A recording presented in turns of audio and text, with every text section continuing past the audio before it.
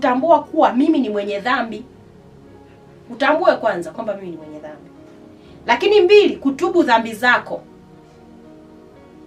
3, kumwamini Yesu Kristo kuwa Bwana na Mwokozi wa maisha yako. Kumkiri Yesu kuwa Bwana na Mwokozi wa maisha yako. Yaani unamwamini na unamkiri. Unamwamini moyoni, unamkiri kwa kinywa chako kwamba yeye ni Bwana na Mwokozi wa maisha yako. Lakini haishi pale tu kwamba nimeshamkiri, nimeshaokoka, imeishia hapo.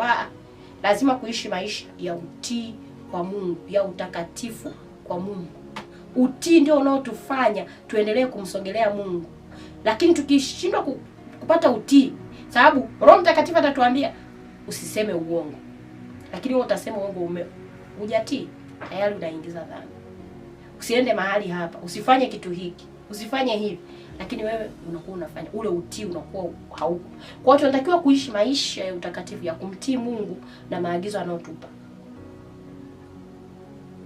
Kwa hiyo ile Warumi 10 ukisoma mstari wa 9 hadi wa 10, yenyewe inatufundisha kwamba tukimkiri Yesu kwa kinywa chetu na kumwamini moyoni tutakuwa tumeokolewa. Kwa hiyo lazima kwanza tusikie neno la Mungu kama ambavyo unasikia sasa, mpendo wangu. Lakini lazima umwamini moyoni mwako Yesu kwamba ni mwana wa Mungu, yeye anasamehe dhambi, yeye ni mwokozi wangu, aweza kunisamehe, aweza kuniokoa, aweza kunitakasa, aweza kunitoa katika hali hii akaniweka katika hali hii mpya. Lakini lazima uweze kukiri kwa kinywa chako kwamba yeye Bwana na Mwokozi wa maisha yako. Hapo ndipo utakapookolewa. Na zipo faida za wokovu, kwamba mtu yoyote anayeokoka, anayemkiri Yesu na kuishi maisha ya utii mbele za Mungu, anapata msamaha wa dhambi kama ambavyo tumesema, lakini anapata amani na Mungu wake. Anakuwa na amani, anafanyika kuwa mwana wa Mungu. Anakuwa ana ule ujasiri wa kumwendea Mungu na kuomba. Sababu Yesu anasema tukiomba chochote kwa jina lake, Mungu anatupatia.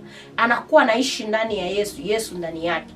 Kwa hiyo Yesu anakuwa ni Bwana Mwokozi wa maisha yake. Anaweza kuomba kitu chochote. Ana amani mbele za Mungu.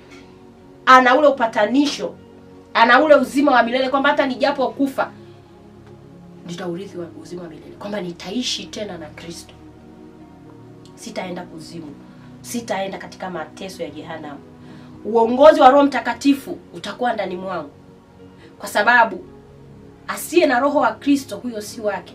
Lazima Roho Mtakatifu, tunapomkiri Yesu Kristo kwa Bwana, lazima Roho Mtakatifu awe ndani mwetu na tumtii, tumsikilize, kwa sababu sisi hatuna super power zozote. Ni kwa uweza na nguvu za Roho Mtakatifu kuweza kuyafanya yale yote ambayo